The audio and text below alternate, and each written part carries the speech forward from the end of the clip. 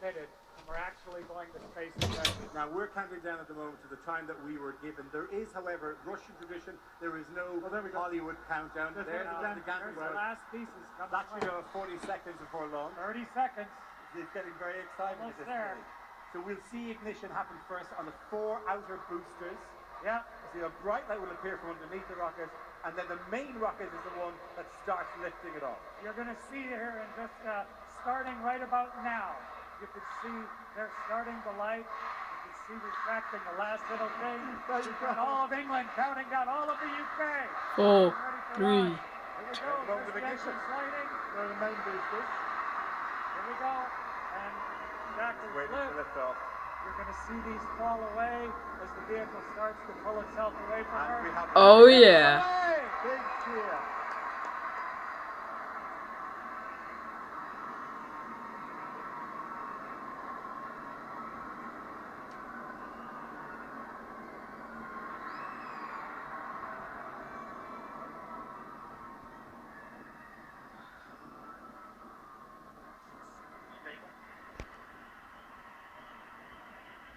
So we've got live pictures from inside the capsule, which you can see there on the split screen. So this is the live image. And you see the vibration you talked about. You can see how hard the acceleration is by how this little floating thing is being shaken by the acceleration. Yuri is carefully looking at things. Tim Coper is writing down information, and everyone is focused on the rocket ship. I saw there, you've seen many of these launches. You've been involved in 3 of them. But I saw you there. You're hanging. Did you really feel a personal connection, obviously, to these astronauts?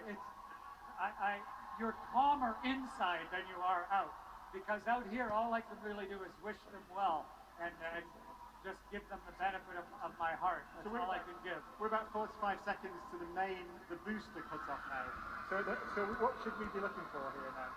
So what we're going to see, it's a beautiful, clear day in Kazakhstan. So at a minute 45. Or a minute 50, you're going to see those 4 outer boosters will have done their job. They'll be above the air. They'll separate and actually flip away, and then it'll separate that whole first stage. You can see them starting to burn out now. We can see Tim there on the left-hand side of the picture with his jacket. On the inside, so they're busy. Yeah, they're just keeping track. But watch as they separate here now. You should see the little flip of the 4 boosters coming out. So we're waiting for that. There they are. The boosters going. The spacecraft. And they're staging. There they go. Wow. See the solids coming out, or the external boosters coming out. So is that the cover around the Soyuz itself coming off now? Not yet. No, these are just those 4 boosters that separated and clipping away. And we can still see here that the engines, the main stage is ignited.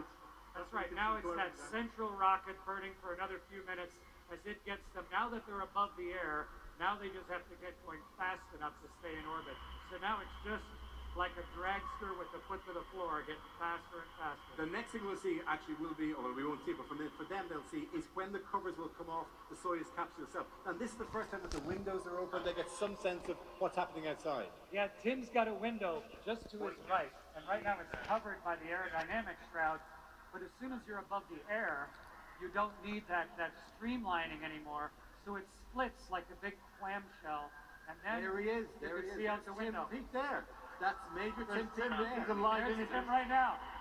Look at that. Oh, and there's the trod. But as you can see, Tim is focused on what's happening inside. He's got 6 months to look out the window. So even though that space appearing out the window, he's focused as a crew member on flying his rocket. And we should say, just to get some sense of the power, they're already thumbs up. 25 Let's give it a Hello, Tim.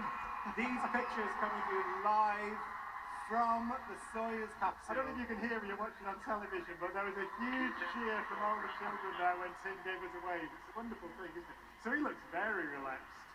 Yeah, and the load on them is getting heavier.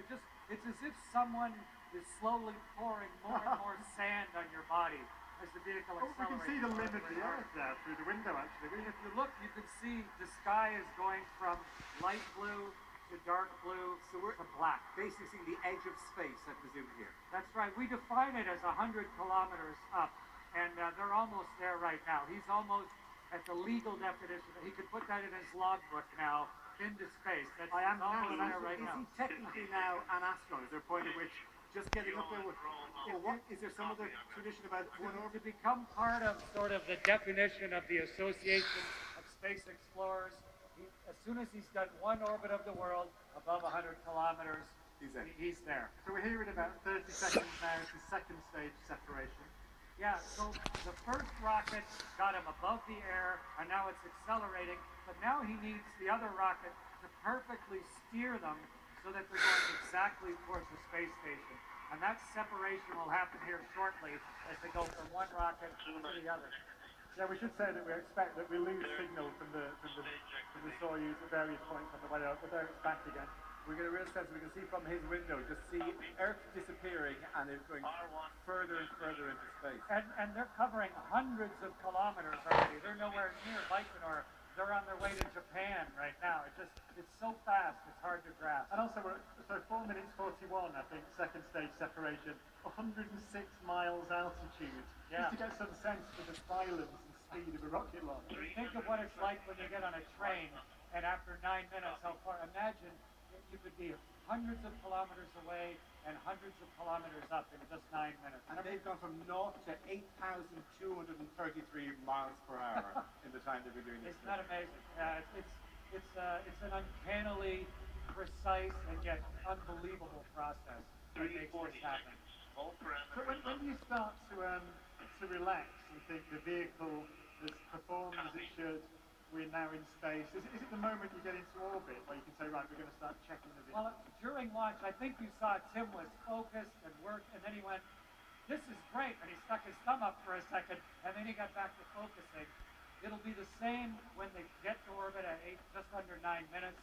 They'll focus really hard for a bit, and then he'll have a chance to sort of congratulate each other and recognize that the game has begun.